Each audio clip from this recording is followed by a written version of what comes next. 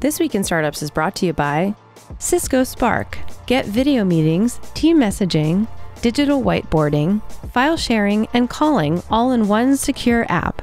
Visit ciscospark.com to learn more and sign up for free.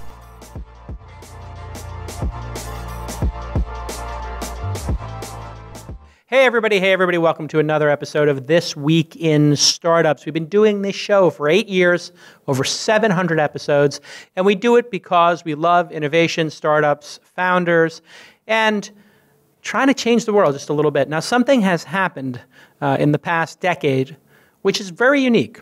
The world has gotten a lot smaller, and entrepreneurship has spread across the globe. Now, of course, you'll say, yes, there were entrepreneurs always around the world. Yes, Christopher Columbus and all kinds of other people were entrepreneurial in all different parts of the world. But when we looked at the breakout successes in the technology space, it was very, very, very, very, very rare for us to see huge breakout success anywhere outside of Silicon Valley, and maybe Seattle and sometimes New York. In fact, if you look at the number of decacorns created, these are companies over $10 billion. They happen 2 to 3 times a decade. So decacorns happen 2 to 3 times a decade. And the $100 billion plus companies, which we'll call decade-acorns, right? They happen maybe once a decade.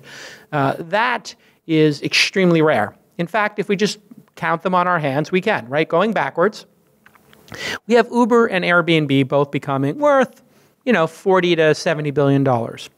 Private companies still. Then you go back to the next cohort. We had the Google and the Facebook, right? Both of them became worth hundreds of billions of dollars.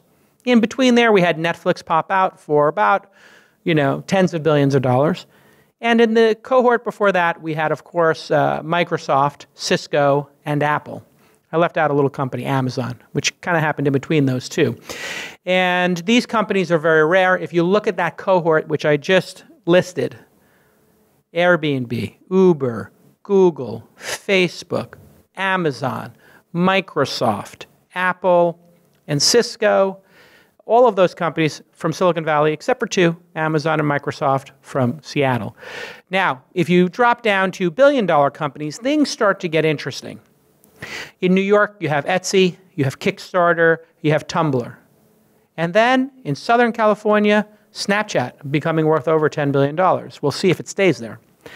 But a couple years back, we started to see in Europe that not just in Europe, but specifically in Stockholm, a number of companies had become worth wildly over $1 billion. Spotify, King, SoundCloud, which was founded there, but then I think moved to Berlin. What are the other, and so I'll bring in my good friend who is in Stockholm right now. You know him, you love him, because if you listen to the first 2 years of the program, he was my co-host here on This Week in Startups, Mr. Tyler, Insights from Tyler Crowley. Welcome back to the program. Tyler, where are you? We are in Stockholm in the wonderful offices of Cisco's, I think, Nordic headquarters. Yeah. And when I talked a little bit about this decade-acorn, decacorns, and of course unicorns, these startups that have breakout success, I mentioned a couple of them, but I think that there were, last time you and I spoke, and of course you host the Stockholm Tech Fest, which is the largest, most prominent technology festival in the Nordics and definitely the top 3 in all of Europe. You had mentioned maybe 7 or 8. What's the unicorn count in Stockholm right now? And tell me about some of those companies, and then give me your theory as to why Stockholm has more unicorns than Berlin or London. We get this question. Journalists come here once a week asking this question, like, what the hell's going on over here? Because it's a city of 1 million people, which is somewhere in the tune of like Mobile, Alabama, right? Yet there's about 7 unicorns here, which put it on footing with Silicon Valley in terms of unicorns per 1 million people. Both Silicon Valley, both Stockholm have 7 per million. And next below that would be Beijing with 2 unicorns per million. Below that, everyone's at 1. No one's better than 1 per million. New York, LA, on and on. So it is quite unique. in being able to generate innovation at the level of Silicon Valley. And when you come here, you feel that right away. It's just a wildly efficient group of really highly educated people here that are not fooling around. And as you said, many Americans don't know that not only is King from here, which is Candy Crush, headquartered, born and bred here. Minecraft is from here. Spotify is from here. Nicholas Zenstrom from Skype is really from Stockholm and grew the company from here. The first office was here. SoundCloud originally was from here, did move to Berlin. Would have been great. But it's the co-founders are Swedes who moved to Berlin for the cheaper rent down there. I can't say I blame them for that. And there's a new generation of soon-to-be unicorns coming out of here, like Truecaller, iZettle. And then right below them, you have the hot new startups coming out of here, which you're going to see tonight. And to just give people a little context, Tyler and I used to do Twist meetups around the world. And back in the day, we really didn't have the technical ability to do it. It was really the episodes, if you go back and look at them on This Week in Startups, it was very hard to hear what was going on. The internet would always go down, and we'd have hundreds of people there. And it was always disappointing that we weren't able to produce the quality of show we wanted. So we took maybe 5 years off doing these city meetups where we'd have Sydney versus Seoul or Tokyo versus Berlin. And now we're going to start getting back into it thanks to our friends at Cisco. I have a bunch of friends over at Cisco, and actually my first job was as a network engineer. I used to design local area networks in the 90s, late 80s, early 90s, and we used to put Cisco equipment in. I used to also crimp Ethernet cables, but that's a whole nother story. And the technology's gotten so good with this new Cisco Spark board, which we have here. And the Spark board, it cost, I think, $5,000 to $10,000. They have two different sizes, but it's essentially a giant iPad. I mean, it's got a touchscreen on it, and it's got built-in audio, built-in video, high definition, and people can join it through a chat room or through what you would commonly see as like a hip chat or a Slack chat room, but that's combined with your whiteboard, which is combined with your AV. So we're able to get up and running.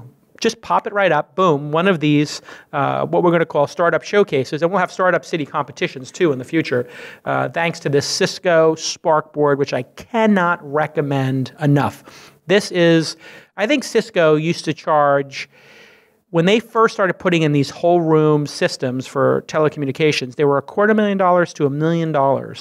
Now you can set one up for low thousands of dollars, and the fidelity of them is amazing. And of course, people can connect to them via iPad or by their phone, Android, desktop, whatever it is, and it just works. So we're really been having a great time with the early version of the Cisco Spark board, and I think this is a real winner. I love it. I'm actually putting one, Tyler, at my house, and then I'm going to send one to your house in your second home. I could mention where that is, where you spend your off season.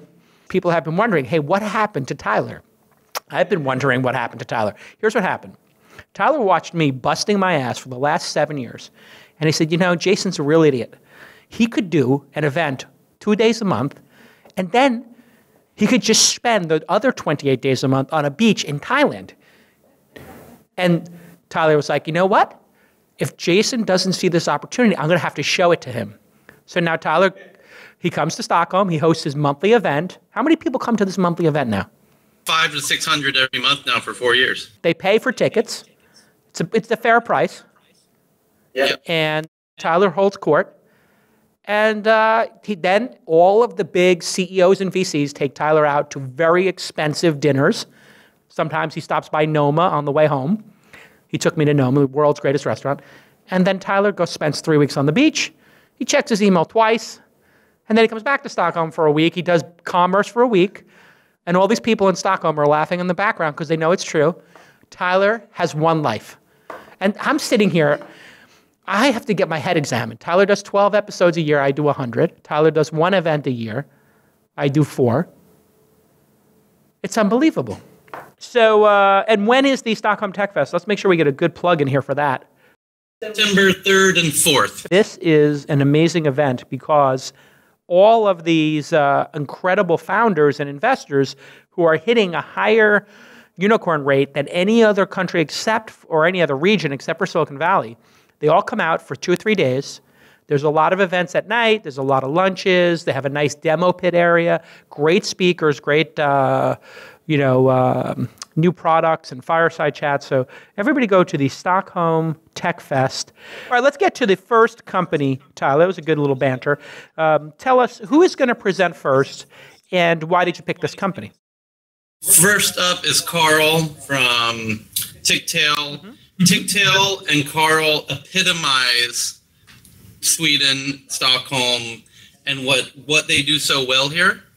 This startup absolutely just everything you need to know about Swedish kind of innovation. That he really epitomizes it perfectly. What you're going to see is spectacular design and just a really brilliant refinement and simplification of what used to be a very complex thing. They are masters at making things super simple. Swedes do that better than anybody. I can't wait for you to see it. I'll give you an example. Did you know, most Americans know IKEA is from Sweden, right? Yeah.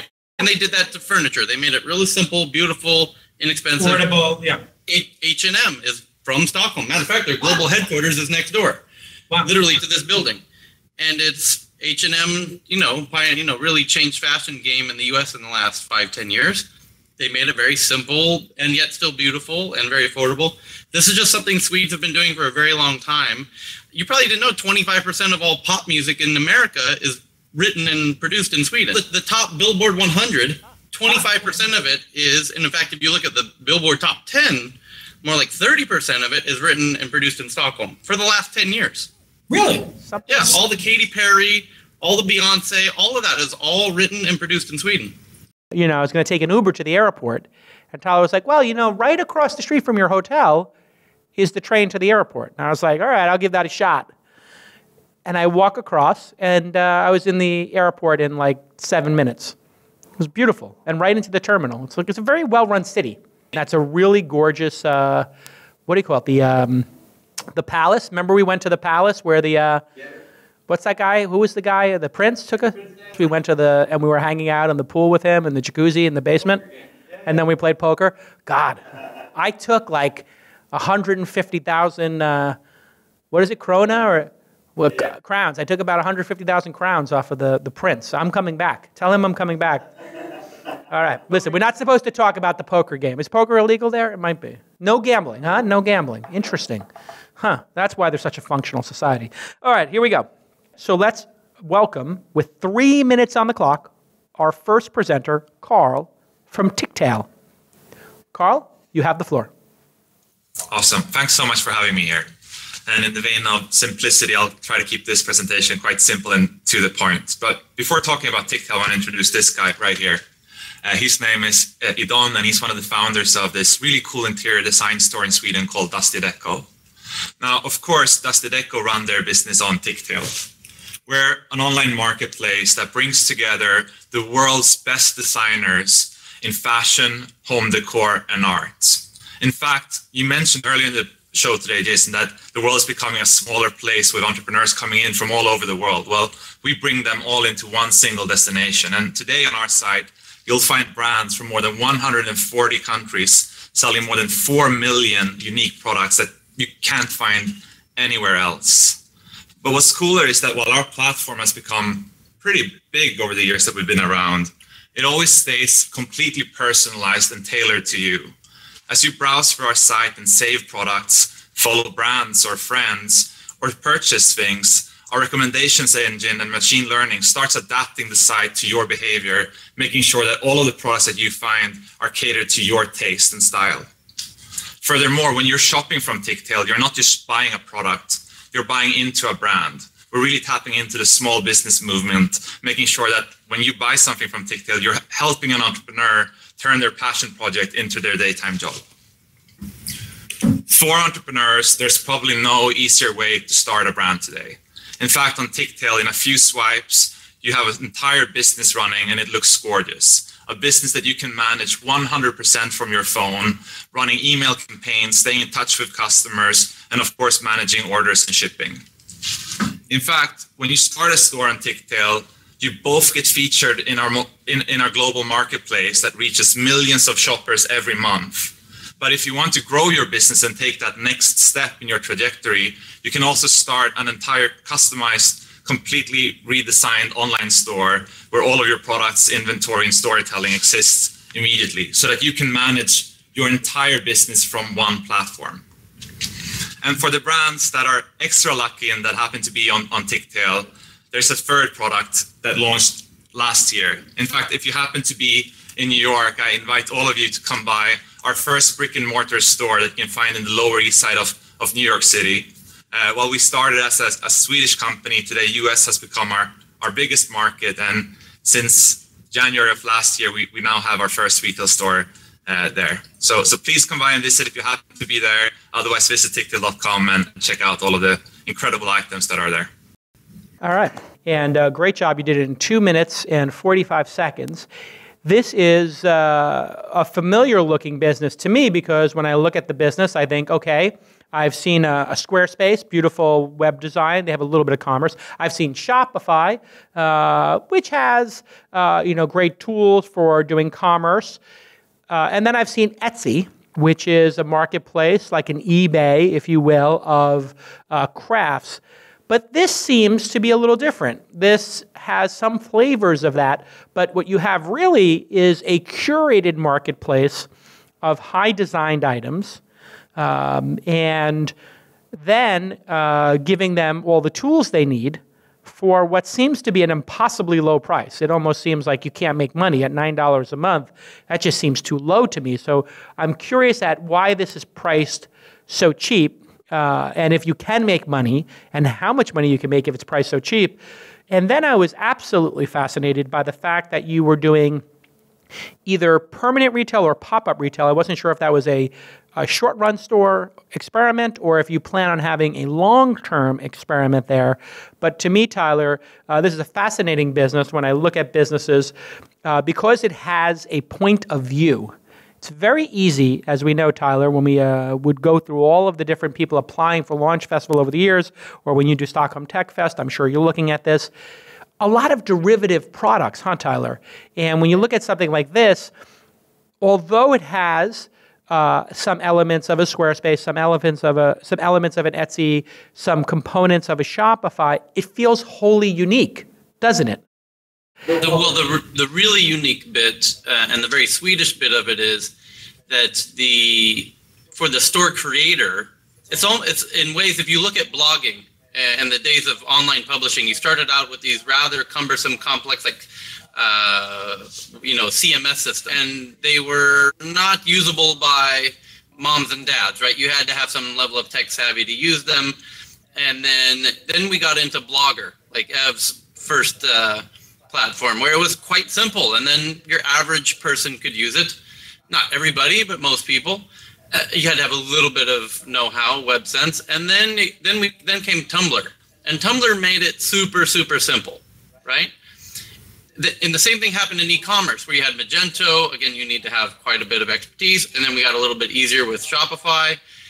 What Tictail really is, to me, is a Tumblr-ish level of simplicity in terms of letting people put their stuff online in a beautiful type of e-commerce environment, super powerful, more or less from your phone. I mean, you get a store up and running from your phone in a beautifully designed shop. To call it Tumblr is a little bit of selling it short. You're making really beautiful store now right from your phone for the most part. So it's that level of simplicity with that level of power. It all seems very simple and elegant when you look at it.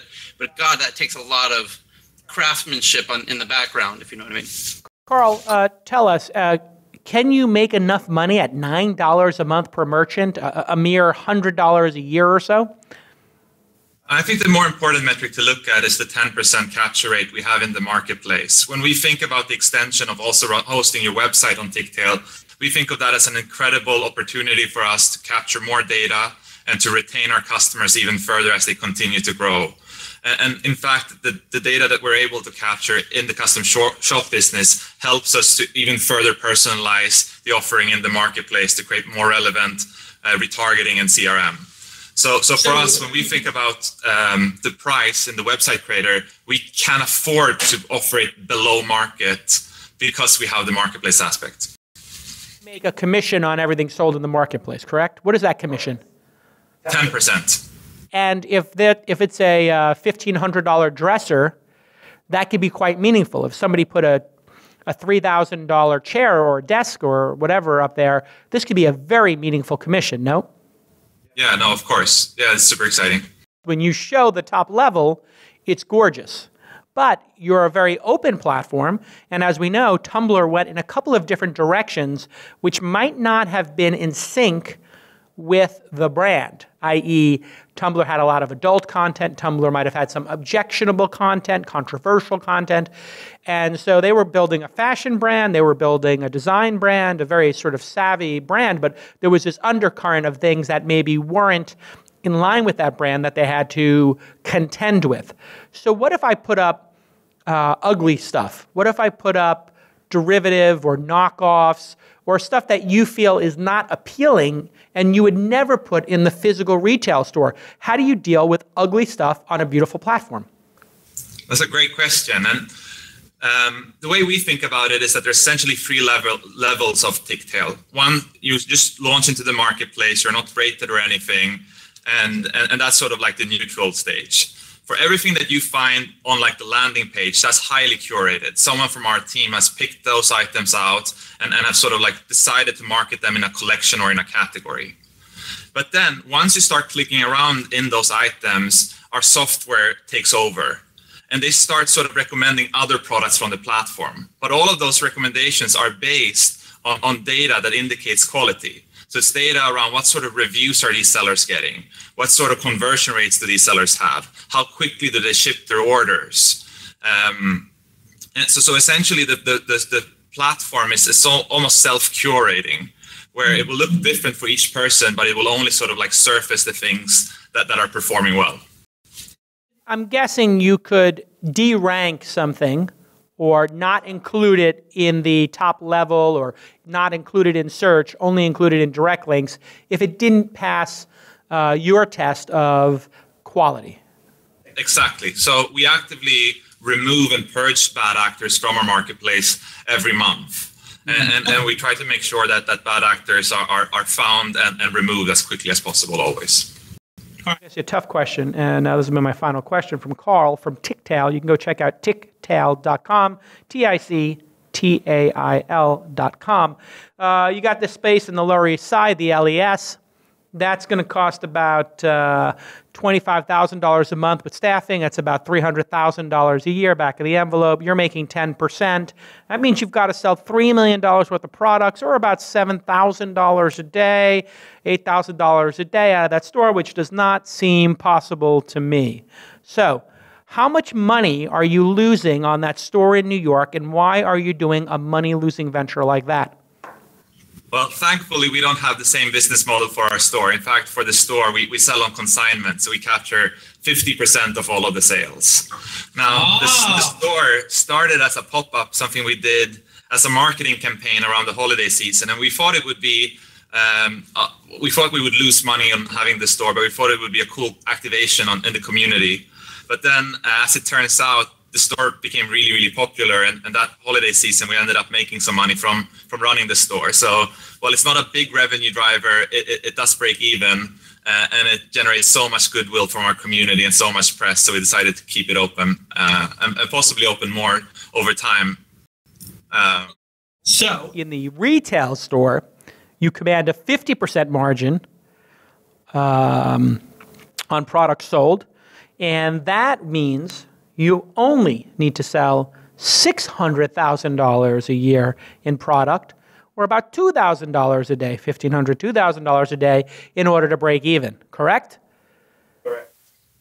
This is much more obtainable, but it's still not a massive breakout runaway success, which means it's a bit of a distraction.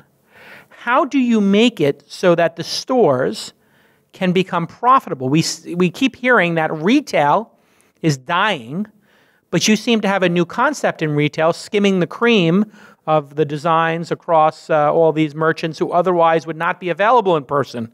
Could you, in fact, charge these merchants to be in your store? Or could you charge them to be in the window and have marketing in the store and help increase the revenue stream? In other words, could you do showrooming? Yeah, no, absolutely. And we try to think about the store much more like a gallery or a showroom than an actual retail store. When I think about the future of retail, I think it's becoming pretty evident that it's going to be centered around experiences. People will only go to a retail store if that experience will offer them something they can't get from their home or from their iPhone. And when we think about our store, we really open it up as a community space. We host probably 2 or 3 events in the store every week. Those events are always hosted and paid for by the brands that use Tictail. And through those events, we continue to attract a new group of shoppers that discover our brand for the first time in our retail store. But I think it's a great point. It's a little bit of a distraction sometimes to run a retail store. So the way we've tried to set it up is that we have this really, really great team that runs the retail store, and it really runs like a business in itself. I would hold courses that people paid for in the store. In other words, if you're attracted to that Tictail store in the Lower East Side of Manhattan as a fashion designer, a stylist, an architect, interior decorator, furniture designer, graphic designer, whatever the categories are, people who make housewares, etc., I would literally have a Tictail how to start your own brand of housewares, Tictail's how to design furniture. And I would charge $199 or $299 for a 10-week course, get 10 people in it, and I'd have people pay for the content.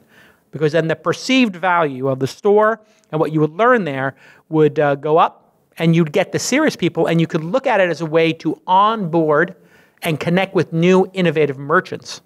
What do you think of that idea, Tyler? Well, it's funny you say that. Today at lunch, a friend of mine showed, we were eating sushi, but just next to us was a handmade sausage shop. And plenty of puns there. But the fact that it's handmade was interesting in itself. But then he says, but what they're doing now is teaching people how to make handmade sausage. And that is, in essence, the big lesson in retail that's unfolding before us, is that the store is changing into, retail is becoming experience zones. It's, as Carl said, that's how it's going to go down, because anything you can buy on Amazon, you will buy on Amazon. So, retail has to innovate quick, and these experiences are things that e-commerce can't really do experience, and may never, unless we'll see what happens with VR. I think you might actually be a secret millennial. I thought you were like me, a Gen Xer, but I think that you might be a closeted millennial, because it's all about the experiences when you think about it. And people are like, yes, I can order sausage till the cows come home. I can get sausage in an hour. I can eat sausage 20 different ways. I can get a YouTube video on how to make it myself, whatever. I want to go experience it. Just like you want to spend 27 days a month on that beach resort in Thailand. It's unbelievable. I can't get over it.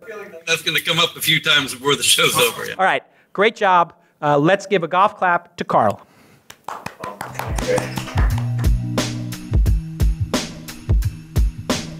Hey, everybody. I'm super excited about our latest partner on This Week in Startups. It's called Cisco Spark. From Cisco. You know Cisco. Of course you know Cisco.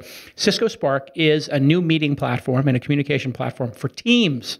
And we're using it here at This Week in Startups, and it is life-changing. It can make working together so easy, so pleasant. And in this package, for one low price of free, you get, yes, that's right, free, you get video meetings, team messaging, like chat, you know how that works, digital whiteboarding, I'm going to get into that in a minute, file sharing, and calling. All of this together in one secure app that works on any of your devices, Android, tablet, iPad, iPhone, desktop, you get the idea. And it's the fastest way to host and join meetings, and it works with industry-leading video systems like, yes, the Cisco Spark board. I have the Cisco Spark board, and this is a touch-based, all-in-one device where literally I click and I say, everybody who's in this room, like a chat room, everybody in this Cisco Spark room, I want you to join this video conference. Somebody could be at home, another person could be in a hotel or on the road, on their phone, on the BART. 2 people could be in the New York office, 2 people could be in the San Francisco office. All of a sudden, we're all in one space on the Cisco Spark board with all of our files from that chat room. And we can then pick an image like we did for the launch festival and start drawing on it and saying, hey, let's move these tables here. It is amazing. And the Cisco Spark board comes in 55 inches or 70 inches. It's kind of like an all-in-one touchscreen whiteboard camera with amazing microphones where if you're in the back of the room, it picks you up perfectly. And the video quality, it makes you feel like you're in the same room without having to spend what used to be, I think, $250,000 or $50,000 to outfit a room. You can now do it for low thousands of dollars. It's pretty amazing. I love my Cisco Spark board. And on this very program, This Week in Startups, we're going to start putting Cisco Spark boards in other cities so that entrepreneurs and investors from, say, New York, Los Angeles, maybe London, Berlin, Hong Kong, Tokyo, Seoul, can then video conference into the show, and we can start doing remotes with startups from around the world. How exciting is that? All powered by Cisco Spark and the Cisco Spark board. If you want to see all this exciting stuff and try the software, go to ciscospark.com, ciscospark.com to learn more and sign up for free. Thanks for joining the team, Cisco. Let's get back to this amazing program. All right, Tyler Crowley, which company is next and why did you pick this one? So up next we have FishBrain. Johan did a company previously in the Valley, exited that, came back to Sweden for his next one and thought this time he wants to build it from here, even though his home market he's addressing, as you'll see, is the US in a very big way. This one also sort of a Swedish approach to things, just found a really cool niche, isn't really aiming for the super big decacorn, but the super safe triple per se. This is something that Swedes really excel at, is there's not a lot of crap, there's just solid sound, good ideas. And again, you'll see the simplicity factor to a degree here, but also just a really great entrepreneur. Welcome to the program. We'll put 3 minutes on the clock for you to present FishBrain. 3, 2, go. Thank you, Jason. So FishBrain is an online platform for the world's biggest hobby, sport fishing. And globally, there are 500 million people fish. You don't believe this. 60 million people in the States alone are fishing. It's actually bigger than golf and tennis combined in the States. And also the industry is staggering huge. It's a $48 billion industry in the States alone, which is roughly 3 times the global music industry. And FishBrain, we cater to the 2 fundamental needs for all anglers globally. Catch more fish and then brag about it. So people are using the FishBrain app to log their catches. And on the back end, we're collecting an enormous amount of data. And then I have my background in artificial intelligence and machine learning. So we take all the numbers, we crunch the data, and we can give recommendations on when, where, and how you should be fishing so you can catch more and bigger fish that you can brag about later. So they post a catch on FishBrain just because they want to brag in a peer community instead of a flat Facebook or Instagram community.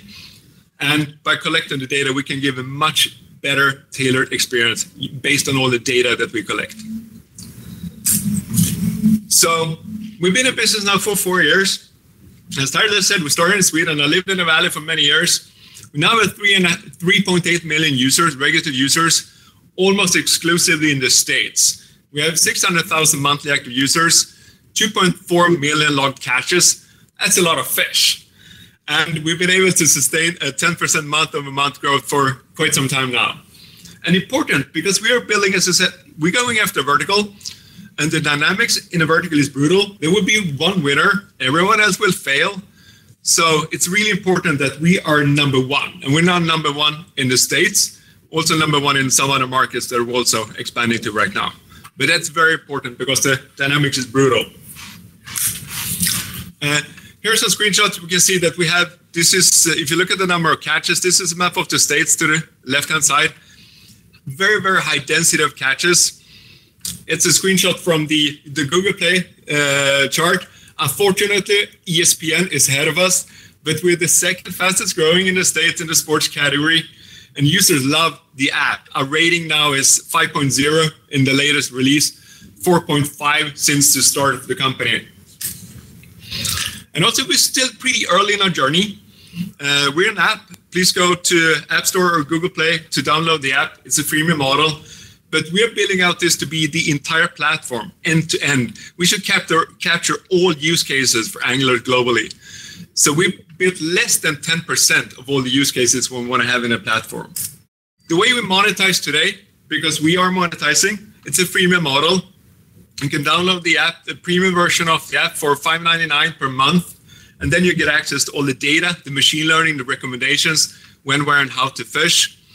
And we have social, but also in the future, of course, we will monetize through commerce, through a marketplace model, because we can give a very different, unique experience because we know everything about you as a fisherman, where you're fishing, the methods. If you're going to Thailand to fish, we know that. Fishing trips is a big part of this industry. So we can give recommendations for the individual, but also since we're collecting information on the equipment, we know the best lures for fishing for trout in Lake Tahoe. We know that. Of course, you should be able to buy them on the in FishBrain as well. So the plan now is we have been strictly focused. I like focus, so we focus on the States. So the plan now is to start growing globally. We've done our first localization for Brazil. 25 million people fish in Brazil, so it's a big market. Today we do social and utility, the bragging and catch more thing, bigger fish thing. Of course, we should expand into commerce and also building from an app today out to this platform where we capture a bigger chunk of anglers' life. And also integrating we're just inking a deal with the biggest manufacturer of marine electronics. So they will consume our API to tap into our data. So that's it. Well done. All right, so this is very interesting to me. You know, I love vertical communities. I think vertical communities are very passionate, and what's great about them as an entrepreneur is you know who you're trying to get. If you start a company like, say, YouTube or Medium.com, you know that you want people who have videos or people who have articles to publish, blog posts, but that could be essentially everybody in the world or the majority of the world. When you narrow yourself down to a specific community, of course, you cap the potential size of it. But what's wonderful about that is you also then know where to find them. In other words, you know what pond to fish in. And so if you want to find people who are into fishing, you can go to other communities and hijack those communities. Or you can buy ads based upon it now. You can buy keywords, and you can build content for them. I am curious in this business, when I would evaluate this as an investment, let's say, is there some unique business model here that would allow this business to print money and have a massive defensible moat or multiple moats around it, Tyler? So when you look at something like this, what's great is it's been slowly building for 4 years. It has incredibly high metrics. You do have some decent engagement. I would have to drill deeper into that, but 600,000 people using it a month, that's a good sign. And there's 2.4 million catches cumulatively. I might want to divide those two numbers and say of the total user base, how many have actually posted a catch, and then those might be a different bucket of users. And the people who posted 10 catches might be a different, because I suspect there are people who, you know, fish once a year or twice a year, but want to view fishing information every day. Those people are kind of lurkers, or maybe they're aspirational fishers. And then there's people who fish, you know, 3 days a week. And those people actually need the lures and they need the new equipment, and they might have a different propensity to pay. I do like the fact that you're charging this $5.99 a month fee. Is that a subscription through the App Store subscription service? Yeah, it is. And going so far, I've heard great things from my portfolio. Calm.com and FitBod specifically are doing extremely well with monthly subscriptions in the iTunes specifically store. How is that going for you? So we launched it in April last year. So we've been doing monetization for a year. And now we have 6% of the monthly active users are paying subscribers, and with very low churn. So I think it's we have a lot of optimizations to do, but it's started out really well. And hey, if 6% of people are converting, the next question I ask is, Why are they doing this? Is there something in the that they're paying? Is it something in the offering, or is it because they want to be affiliated? Have you found a very specific offering that $5.99 gets people? In other words, for Fitbod or for Calm.com, it might unlock additional content that you wouldn't normally get. It might give you a specific tool. So in Fitbod, I think they let you customize your workout based on equipment if you have the premium version. If you don't have the premium version, it doesn't let you customize based on your equipment. What do I get for $5.99, Johan? So for us, it's super simple because everything social is free. Logging catches, viewing other people's catches, liking and commenting. But getting access to data, all the data is behind the paywall. So to get access to this machine learning when, where, and how to fish. So it's really easy to communicate the value prop for that one.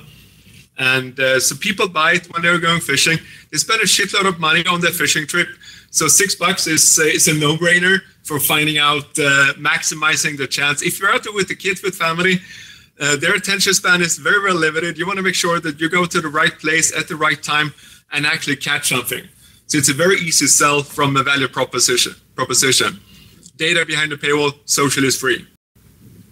What's interesting about this business, Tyler, also, is that you could probably run this company with 5 to 10 people. You wouldn't need to have a huge group of people to make a very, very effective product.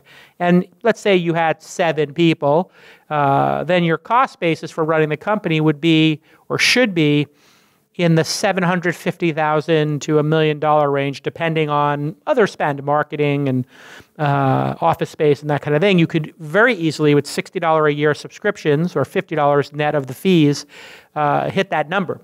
You wouldn't need to have that many people actually subscribe. So it feels like you could get this business to profitability and break even with low thousands to 10,000 users, possibly.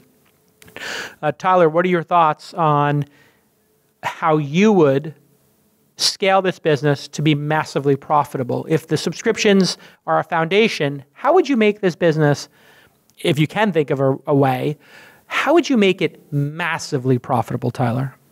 I would think, one thing I'm interested to see is, because the fishermen themselves are in the images, if you do facial recognition and get the demographic data off of that, like the age or even the equipment they're using off of that, and then can target, you can see that they have an old pole and that there's a newer one available, or you can see that the boat that they're on is, subpar, and somehow recommend better equipment. I think the equipment sales part, when that kicks in, is going to be quite massive. Like, if they can really make this the easiest place to buy the right equipment, and what he's really doing is providing the data they've always wanted, which is where to fish and at what time. That's another big issue fishermen are always wondering about. What time of the day should I be fishing, the morning or night? He tells you precisely 8 p.m. is when they're catching the fish at this lake, and on this lake, this is the part of the lake where they're catching it. But here's the rod they're using to catch it. So as soon as that clicks in with the machine visual stuff, then he's going to be like, okay, well, the next step is, this is the lure you want to be using, buy here. This is the bait you want to be using, buy here. This is the, So once that starts happening, it's printing money, I think. It's quite an insight, in fact. You have made a connection between AI and machine learning and visual image recognition and recommendations of products. I've never seen anybody actually say, let's scan your images and then tell you what to buy. I'm happening it right now. It's customization. It's commerce customization based on visual recognition of what's happening in the picture. I'll just give you a couple of other things that when I would look at a business like this, I would start unpacking, Johan, which is, I wonder about, I love that you have the guts to charge for a subscription. Based on all of that, I look at this merchandise and I wonder if there is a possibility for you to create, since the brand is getting so strong, a either crowdsourced, crowdfunded, or crowd-designed product line. So there was a company that failed called Quirky. And what Quirky did was they looked to the audience to design an air conditioner. Now, this didn't turn out well. because it turns out something like an air conditioner, having 20 people or 200 people work on it, I don't think it made a very high quality product. But user suggestions in this space, given that it's a little more trades and craftsmanship going into it, it might actually turn out that there might be people making lures or have input into lures or equipment or rods or reels, et cetera, that could be interesting. So I think there is something here in the merchandise space where you could make, in addition to selling other people's lures, your own line of FishBrain lures that were tested and made by the community with feedback from them in a virtuous loop. And that could be a very high margin product. Additionally, travel is extremely high margin when people are selling travel packages.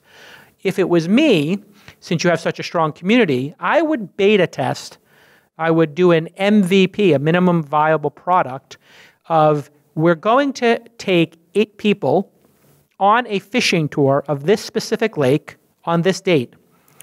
The team at FishBrain is also coming, so 3 of the 8 spots are our team, and we're opening up 5 spots from the community to come with us. It's going to be $3,000, and here's what it's going to include. We're bringing a master chef who's going to cook and prepare our fish. We're going to be making our own lures, and we're going to be doing so. I think customized high-end travel to skim the 1% who are not price sensitive, and you could have a 50% margin on that, would be pretty amazing.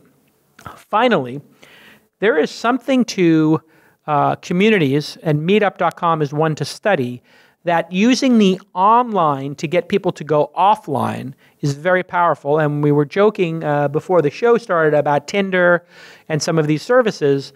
Finding a fishing buddy and matching people together. Who wants to go fishing this weekend in this region within 1 hour of this lake, I think could be fun. And you could use a platform like meetup.com and draft off of their communities. And building communities is about rating other online communities. So if you started just a generic, like I started a Facebook group for startups. It's not about This Week in Startups, it's about startups and startup questions. And we just called it Startups. It's got 2,000 people in it. Obviously, we run it. We have discussions about the show, This Week in Startups. We also have discussions about startups in general, and this could be very powerful for you, I think, is to think about, hey, if I started a meetup group for just fishing in this town, and we did them in 50 towns, and we got some number of people, hey, use FishBrain to coordinate. There's something very powerful there. So I think we give a big golf clap to Johan. Really interesting stuff. I love the focus. I love the craftsmanship. And I think it's got a lot more potential than maybe people would judge it to have on the surface. So big golf clap. Fantastic. Okay, Tyler, tell us about our next company. So Simris is a really interesting one, also epitomizes Sweden in several ways, different from the others. A real focus on health, kind of again, like FishBrain, a little outside the box, and really good design, really good product kind of marketing. Again, this goes back to the IKEA and H&M point, but it was also because Frederica presented Simris when it was still quite early at the monthly event that I do here every month, about 2 years ago. And back then, I had some investors in the audience who got quite excited, wanted to use the product personally. They've been using the product personally. I've been wanting to use the product personally for a long time, and today she brought me some. So it was sort of wow, I'm intrigued. Yeah, I'll let her take it from here. Great. 3 minutes on the clock. Frederica, you have the floor. 3, 2, go. Thank you, Tyler. So we're moving from tech to food tech, actually, because what we do is we produce omega-3s. Omega-3 essential fatty acids, it's a huge industry, $35.4 billion US in 2015 at consumer level. And what this mainly is made of is fish oil. Now, fish oil, there's a big problem with that because fish oil is actually one of the economic drivers for overfishing that we see in the oceans, and that actually also affect the recreational fishermen, such as Jonas caters for with his FishBrain app. But of course, also it creates famine in poor areas. And the World Wildlife Fund has stated that half of all life in the oceans is already gone since 30 years ago, and 80% of all fish stocks are already fully exploited or overexploited. And this is one of the key drivers for this. Now, the sad thing about fish oil is that apart from being a really bad commodity when it comes in terms of sustainability, it's also really, really bad health-wise because it contains environmental toxins such as PCBs, dioxins, heavy metals that accumulate in the fatty fish and end up in the fish oil. So this is just bad for the planet and it's bad for your health. And the irony of it all is that fish oil or the omega-3s in fish oil are not made by fish. They're actually made by algae that fish get in their diet when they eat, other little animals in the ocean. So omega-3s are not really made from fish, they're made from algae. And I said to myself, okay, it would be much smarter if we went and we could farm algae instead and we take the omega-3s from there. So that's actually what we do. We're not the first one to do it, but we do it in a little bit different way, a more high-tech way. This is actually a picture of our algae farm, which we built out to full industrial scale just last year, right after our IPO. So what you see here is essentially modern precision agriculture where we grow tiny little algae to produce the same precious omega-3s as you would find in fish oil. Now we realized that this is a product we could sell as an ingredient, as a commodity, but we said that, well, we're not going to be competitive on that market because we're more expensive than fish oil. However, we have a really, really great story because if you look at consumer trends today, everybody wants to know how is my stuff produced. So we decided we actually go the full vertical to the consumer with selling products, consumer products under our own brand, the Simris brand. So here is Simris Algae Omega-3, much better alternative to fish oil, essentially. That's it. All right. So it's fascinating. I had never made the connection, Tyler and Frederica, that that algae was actually where fish got omega-3 from. And that seems like a nice hack, in fact, to not slaughter all these fish to get their oil, but to go to the actual plant source, which I would think would be a much more sustainable process. Now, in your very efficient pitch, a couple things were missing that I would like to know a little bit about. Specifically, I'll start with the technology. When you showed that picture of the farm, which was a very interesting looking photo, it looked like we were looking down a server farm with racks, but I couldn't see because it wasn't head on. Were those just pipes with algae running through them? Take me through the technology of farming algae and the way you're doing it. And is it something defensible, or is it something that has been done for a long time and is pretty standard technology? That's a great question. Would you want me to switch back to that slide so you actually see what we're doing? This is an algae farm. It looks almost like a server hole. So what happens is the algae we grow, they're tiny little plants that grow by photosynthesis. That is the capability of plants essentially to harness carbon dioxide from the atmosphere and transform it into these fatty acids with the aid of solar energy coming directly from the sun, or LED lighting, as we also have in our farm to help us out, during the winter and during nights and so on.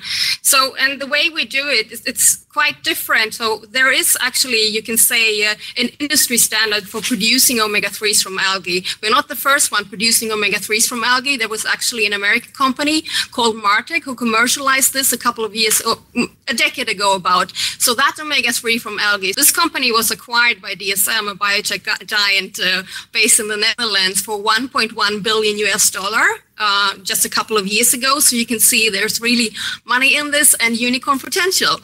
In any case, the way they grow their algae, they work with algae that are rather like fungi, meaning that they're grown in closed tanks on sugar. However, we grow our algae directly on sunlight, capturing carbon dioxide, meaning that we have a far more sustainable process, which is also more attractive to the consumer. Because if you are someone who cares about your health and your food, you don't want things that grow in tanks. You want things that grow, in a greenhouse, by sunlight, the natural way, and so on. So this is the way it works. So we're actually the only company globally in the world who grow algae in this way. We have one more competitor based in the US who also grow algae that work like plants, but they grow their algae in open raceway ponds. So they don't have the same, I would say, control over the environment. So what we end up with is a very pure product where we can guarantee that there are absolutely no contaminants or environmental toxins in there, meaning that this is a product which is really, really suitable for very sensitive applications for people who really, really care about getting something very, very pure for their health. So with the algae that you're farming, it's fantastic that it's pulling out the carbon dioxide because we have a lot of greenhouse gases, and that's good for humanity to pull some of that carbon, I guess, out of the air. So this would be great in a city kind of environment, I'm guessing. But are there other uses for this algae, or is this algae specifically designed for omegas? In other words, could you also produce algae shakes from it? Could you produce algae protein bars? Or does it have any other nutritional value? And can you get other product lines out of this? Absolutely. So the algae meal we get when we extract the oil from our algae has over 50% protein, which is a very good amino acid profile. So that is something we look into further now to productify it, so to speak. And we actually work with gastronomy, with chefs. We're also looking a little bit in the skincare sector because there are other interesting compounds in there which we can sort of extract from this mass and make a whole variety of products. However, that said, our focus is on omega-3s, and that has to do with the market, which is large and which is really, really growing very fast globally. If you look at the regions that we're primarily targeting at the moment, like in Southeast Asia, it's growing at more than 15% per year at the moment. And also you have this growing middle class, which is really looking out for this product with these kind of products where you have where you know where it comes from, where you know that it's pure and so on. So that is where our focus is at the moment. And as you all know, when you start a company, you really, really have to focus on one thing and become really, really good at it. And for us, it's the omega-3s at the moment. I believe you said that your process was more expensive than taking fish from the ocean. Why is that? It would seem to me that sending ships and people out into the ocean, collecting fish and then processing fish would be much more expensive, and you'd have the competition of people wanting to actually use that fish for eating. Why is it cheap? Why is it cheaper to pull fish out of the ocean than it is to simply have a farm on land? Yeah, and that is the big question. It's actually the tragedy of commons, because it has to do with that when you go out and fish, well, you have to invest in your vessel, you have to invest in your fisherman. But on the other hand, you can go out and just basically rob the fish out of the ocean. And that is what we've seen, what is happening. So fisheries is one of those industries that do not pay for what we call externalities, meaning that they can create havoc on the environment and not having to pay for it at all. Also, fisheries are globally heavily subsidized, which further contributes to malpractices, I would say, when it comes to taking care of our planet. However, when we grow something on land, we have to pay for everything. We even have to pay for our carbon dioxide, which, by the way, we recycle actually from the Absolute Vodka factory, where they during the fermentation process, carbon dioxide is produced, and we recycle that and feed that to our algae. So I sometimes say that we grow the world's happiest algae on the Absolute Vodka fumes. Well, this is a fascinating business. Thank you very much, Tyler, for finding it. I think one of the things that you and I, Tyler, do in terms of hosting the Stockholm Tech Fest, September 2nd and 3rd in Stockholm, an amazing event. It sells out very quickly, so buy your tickets now, Google it. I'll be there, and I'll be hosting some kind of event with Tyler. I don't know, maybe we'll do some kind of secret dinner or something and get a couple super fans there. But what's great is if you have an open mind to very innovative founders like Fredrika who are taking a chance and trying something very hard, what founders really need is just a little bit of support, because it's such a lonely pursuit. It's such a hard pursuit. They're up against massive special interests, competitors, etc., that any little bit of support can go a long way. So Tyler, great job finding Fredrika. Fredrika, I am fascinated by what you're doing. I think it has great potential. Tell us as we wrap up here with Simris, Simris, Simris.com. What is the cost difference between a premium omega-3 pill from fish and a Simris premium omega-3 from algae? It really differs on different market, but I would say we retail at roughly $45, and you can actually find fish oil and krill oil products in that price range. But on the other hand, you wouldn't really know where that oil comes from. So in our case, you actually pay for it, but you know exactly who is growing it, and that is myself in my farm in southern Sweden. So I might be able to get that for $30, let's say, but I don't know where it's coming from or what the quality level is. So you might be paying $30, but you might be actually getting far less in value. Whereas with Simris, the quality control is there. All right, next up is who? Tyler, tell me, who is next up on our Startup Showcase Stockholm edition? Thanks again to our friends at Cisco for providing us with these flawless Spark boards. So last but not least is Michael from Venue. And the reason I wanted Michael to join us today is because music and Stockholm go together. When Americans think of Stockholm, they think about polar bears and meatballs or whatever. But the reality is, as I mentioned earlier, 25% of pop music, all the top acts, the stuff is written and produced here in Stockholm. Not only that, Spotify, as we mentioned, is from Stockholm, global headquarters. But also Beats Music was born in Stockholm, and so was Tidal was born in Stockholm. This is not a coincidence. Music is an incredibly fundamental part of Stockholm. And so it's no surprise that, when we have innovative kind of new platforms around music, that they come here first and they start working here. And then 5 years later, you get them in the U.S. So Spotify was, a household product here many years before the U.S. And now, but that's true of a lot of things. Sweden is usually ahead on a lot of these things. Venue is a really innovative new approach to the live music side of things that I think is going to work really well in the U.S. And I say this as someone who used to be a touring musician. So, all right.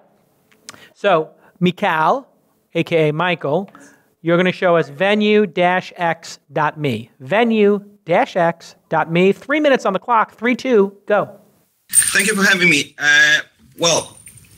Recorded music revolution already happened. We've seen this through services like Spotify, iTunes, YouTube.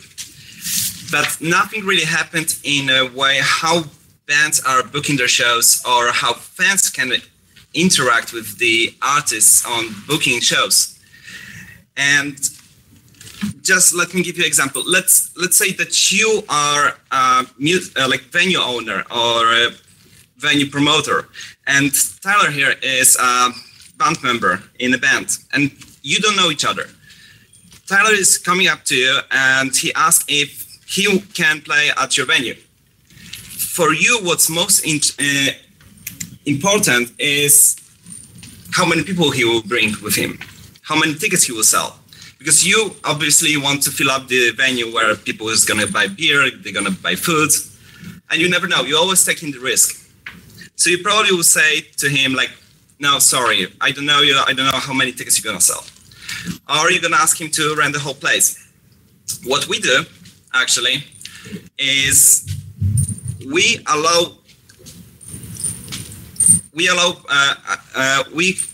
help artists to locate and engage their fans, already existing fans, to create their shows. So what we do, we're creating, just like on a Kickstarter, we're creating a campaigns where fans can pre-buy the tickets to the show, which is not yet announced. The only thing what they know is what city is going to be held in, time, and the dates. After we're going to write certain amount of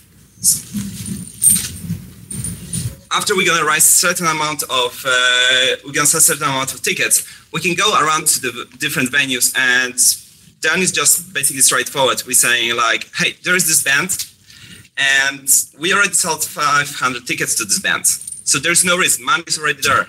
Would you like to host this this concert at your venue? And we already seen this happening. Like people right now, they don't have a platform to actually to do that. We've seen, let's say, with Foo Fighters, we've seen like people in Italy, they gathered 1,000 people gathered together to play one song of Foo Fighters just to bring the attention of the bands to play in there, like in Italy. Also, So every single artist is gonna have a profile on the platform where they can view, they can list their music. People can see like where they gonna play next, a little bit of bio about the band, as well as that they can follow, and they can request that these bands to actually play in their city. Then after that we can tell the band, hey, there's a lot of people in that city who likes your music and they want you to play in your city, in that city. So this is basically how we are, how we creating the shows and how we make money. Is we taking a 20% cut of the total amount of sold tickets, and the rest is distributed between the artist and the venue, because we also believe that artists should get paid fairly for the job they're doing. So we don't think so that they should play just for beer and dinner and some gas money. So where we fit in the market, this is the live music landscape. We're actually aiming at indie and up-and-coming artists, which are still have a lot of followers, and we try to get to them and engage them actually to make those shows happen. So we actually not stepping on this on the market of Live Nation, where they handling like the mainstream biggest stars. So we taking like those up and coming and indie artists, which are still have a huge followers, amount of followers. And basically want to become a standard for booking concerts. And in the future, we want for the bands to actually be able to book the whole tour without any risk. So we're minimizing the risk to the minimum, because the bands are getting what they want, the fans seeing the concert, and the venue owners, they taking no risk of actually investing in the bands to play other hosts them in their venues. Well done. This is a very interesting. Idea, because the music industry, as we know, has been one of these industries that has been rocked. People used to buy CDs. They stopped buying CDs largely. The streaming industry and the consumption of music has gone up. But the perception of spending money to buy music, the value people see in buying music has gone way down with the $10 a month Spotify or all the free music available on YouTube or SoundCloud or other places, remixes. It's not even about piracy as much as it's about there's just very convenient ways to consume a lot of music. I'm going to make a prediction that in the next 12 months we will see anyone, for the most part, any indie band be able to get on Spotify. And Spotify's real secret sauce is their kind of recommendation engine. Right. So this can really open the floodgates and completely shatter the existing music industry in the discovery mechanism. Right. By customized their recommendation engine as to what they know you like based on what you've listened to. They're going to be able to send you indie artists that no label ever could have dreamed of. This is a true revolution in music. The other missing piece to this is, where are they going to play and where are their fans? These indie artists, don't have the regular machinery around touring. And what Venue's proposing is this whole other missing piece of the equation, which is letting the fans then say, yep, I'll buy a ticket right now just to show support, even though the gig might not happen. But if it does, sign me up. Here's my credit card.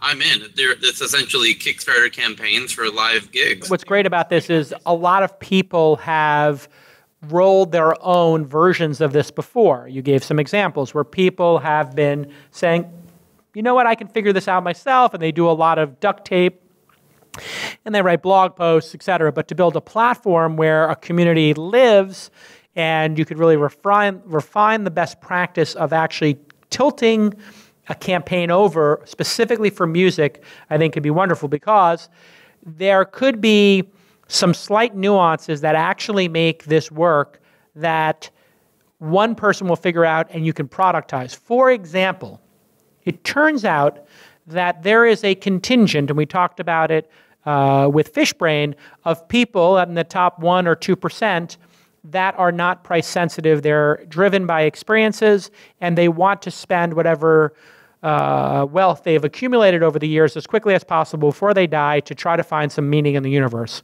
And this is, for founders, the upside of this massive wealth creation is that there's a whole new product class which didn't previously exist, which are price-insensitive consumers. In other words, they really don't care if the hamburger costs $3, $7, $17, or $70. They just want to have the most amazing hamburger moment of their life. And we actually saw that in the hamburger space as people went from McDonald's to In-N-Out and upstream and upstream and upstream to, people making foie gras, Kobe-based, burgers, etc. So I would think about what is the Kobe burger in the live music experience. For me, imagine playing my birthday party or my corporate event or the meet and greet or a very unique location. So there is a 75-seat restaurant cafe, and the people of Sweden love, this artist, and they're willing to offer $1,000 per ticket for that 75-seat auditorium if the artist would play this album from start to finish. So I am obsessed, as some people may have noticed on Twitter, with Mark Knopfler and Dire Straits. And there is almost no reasonable amount of money I would pay to sit in a 75-seat theater with Tyler and a couple of my friends and watch Mark Knopfler perform the live album or recreate the live album Alchemy, which is probably my favorite album of all time right now. And if I could watch that, it would be a bucket list item for me. I've listened to that album 1,000 times, literally this year. But I listen to it literally every week. So if I could magically find the other 74 people on the planet who felt like I did, I would literally travel anywhere in the world to see Mark Knopfler do this, because he's only got a certain number of years left on the planet. I only have a certain number of years left on the planet. So I would really start thinking not just about the rank and file and the populace here. I would actually think very elite as well. And what you could do is you could say, hey, these 75 people not only would consider doing this for $1,000 a ticket, which sounds crazy, but for a lot of people it's not anymore, and they pay much more to go to a basketball game. What if that $1,000, you could say, hey, we'd be willing to pay half of it to whatever charity Mark Knopfler wants, or half of it to, him, or however he wants to do it. We would be willing to make this happen. In fact, now I'm so excited about it. When this site's up and running, I am going to do this. I really like that you actually mentioned that, because we're actually launching something which is really similar concept. We're calling this venue sessions. This is a couple of concerts which are held in really kind of odd places, like somewhere in the woods or some kind of abandoned factory, where there's very small group of people, very small group of audience who can experience really kind of different type of concerts, different type of experience, because there is not this typical venue, there's no typical, let's say, soccer like stadium or some kind of downtown bar. It's actually some totally different venue, which is no one could think of that it could turn out to be. It's also like amazing. All right, this has been amazing. Let's give a quick round of applause for Michael. Nicely done. All right, Tyler, now comes the fun part. We didn't officially say we were going to do this, but now we'll play the game we used to always play, which is the number one, the number two. We'll do number one, number two. All right, so we'll get Tyler a piece of paper, and I am going to tell people what my number one and my number two are in reverse order, but not only that, I am going to tell people Tyler's number one and two, and then Tyler will tell people my number one and two. And we'll see if Tyler and I Remind everybody of what we had. We had Tictail. We did have Tictail. We had FishBrain. FishBrain as well. Yes, we had We had Simris. Simris, the algae company. And Yes. then we had Venue.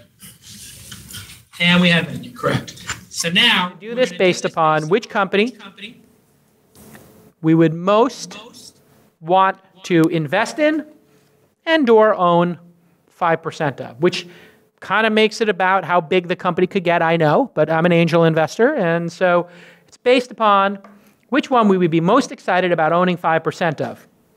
Not which one we'd be most excited to use as a consumer, not which one we think gave the best presentation, strictly business. Which one you think is going to make the most money and become the biggest enterprise? It's a little bit of a biased one. And I think this is one of these situations, when I do it on this filter, that I think Tyler and I will be exactly aligned. I think this could be and I may ask the question again based upon which one you're most. I'll ask another one. I'm going to ask for your number 3. Then the second question will be, which one do you personally want to use most? Which one do you personally want to use most? Okay, here we go. Tyler's picking Jason's number 1 and number 2. I think I know that we're gonna be in sync. Tyler and I, we think alike. You ready, Tyler? You're almost there? Well, to remind you people, back in the day, we might not actually have the same number 1 and the same number 2, but I know what your number 1 is and your number 2 is, and you know what my number 1 and my number 2 is. Sometimes exactly. You're saying we're in sync, then maybe not. Yeah. You just made me change. You just made me change it. I just changed it. I swapped the order. I know, because I'm quite close on these 2 as well. All right. Here we go. Are you ready? You have to write it on paper so nobody knows I don't want anybody thinking we changed it. Okay. Okay. Pencils down. Pencils down. The issue is I know these people personally, so that factors in as well. I know. One of them's a very good friend. The other 3 I know you don't care about too much. I know you two of them. You mentioned earlier you weren't fond of the other 3, but you mentioned you were very fond of them. Yeah. I'm joking, of course. Okay, so let's just we'll turn it over here. So I see that you have Tictail number 1 and 2, you have FishBrain, and then okay, interesting. And then you have the reverse order. So this is interesting because you did catch my number 1 correctly. I did say Tictail was number 1. I put Tictail as your number 2. So I got that correct. Now where we differed was you put FishBrain as the other one. You put FishBrain as your number 1 and my number 2. I was thinking about that, but I went with Simris because I thought Simris had this breakout potential because she told me the other company got bought for $1 billion, and she seems so smart, that Frederica, and so focused, right? There was no waste. There was no waste in her presentation. She was very deliberate and tight. I could see her as being one of those robotic founders like Zuckerberg, who is just I am going to take over the algae fish oil space. I do not care about anything else. And I see that laser-like focus in her because I'm good at reading people. But and then the one I personally thought was the one I most wanted to use was obviously Venue. Now that's no dig to FishBrain. FishBrain obviously has got a lot of upside as well. So there you go, folks. We've got a 50% right. Which one was the one you most personally want to use? I'm curious. Simris. So you junkie. You used to be a little bit doughy when you were in Santa Monica with me, but man, did you get in shape. My God, I saw Tyler with his shirt off. It was like looking at, do you ever see the movie Prometheus? You know about Prometheus or the new Alien Covenant? You know the engineers?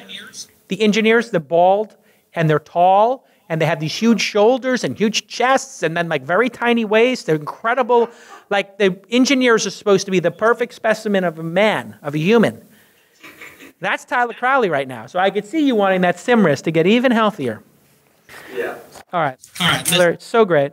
So great to see you. And thank you so much for setting this up. I know that it's late in the evening in Stockholm, about 7:30 there or something. Yeah, but we've got another 6 hours of sunlight because it goes down around 10:30 tonight. So Is this the long days period? yeah, we're getting into the long day part of the year. So. Oh my God. I had that. I would love to be at like 9 o'clock at night eating dinner outside al fresco with the sun out. What's the temperature like there in the summer? Today temperature was about in American, say 74-ish, 75. So like A day. Yeah, But you get a little bit of rain over there. A little bit of rain. we do. the summers are cold or hot? Summers neither. Summers are very mild. Yeah. And then what is the month where everybody gets really depressed and they have to use those UV lights? Is that like, what's the month we have like 2 hours of daylight? Months, yeah. November, December, January, February. Yeah. How many hours of sunlight is there a day on those? It gets down to none. There's months of 3, 4, 5 hours of sunlight. Yeah. That's crazy. So you're out during the day, and it's nighttime at lunchtime. Essentially, it feels like Black. You literally go a month and it's just black. Yeah. You feel like you're in a cave for a month. one of those UV lights, those special lights, the depression lights, the seasonal disorder lights. I got one of those because I heard even if you don't have seasonal disorder, it gives you more energy. And I used it, and I felt like Superman. Do you guys use the seasonal lights? Raise your hand if you use a seasonal light. Anybody? Nobody uses it? Does anyone use one? No. Greenhouses. Yeah. We have light all Light alarm. Yeah. That's interesting. All right. People don't get depressed. They get used to it. All right, Tyler. Hey, great to catch up with you. Everybody go to the Stockholm Tech Fest. Give it a Google. I'll be there September 2nd, 3rd. Hey, Jackie. I'm your award-winning producer, Jackie. Make sure that Jess knows it's on my calendar as well, and we get some book stuff going on over there in Europe when I'm there. Thank you again to Cisco for staying open late. I know it's a lot of drama to make sure we get all this set up. And it worked flawlessly. So the Cisco Spark board in action, flawless in our first 2 uses. And it's a new product, so it's really great. Congratulations to my friend Rowan, who is leading up the charge here at Cisco with this incredible communications. They're taking all the best chat software and collaboration software that you use on your desktop, that you use on your mobile phone, and combining it with the best state-of-the-art, world-class conference room, whiteboarding, and teleconferencing systems to put together one huge communications package that just works. It just works. And boy, are these Cisco Spark boards a revolution in the waiting. Just gorgeous. We're going to get you one of them from Thailand. But you have no internet in Thailand, do you, Tyler? Oh, come on. What's that? Got like a 48 baud modem? You have mail, yeah.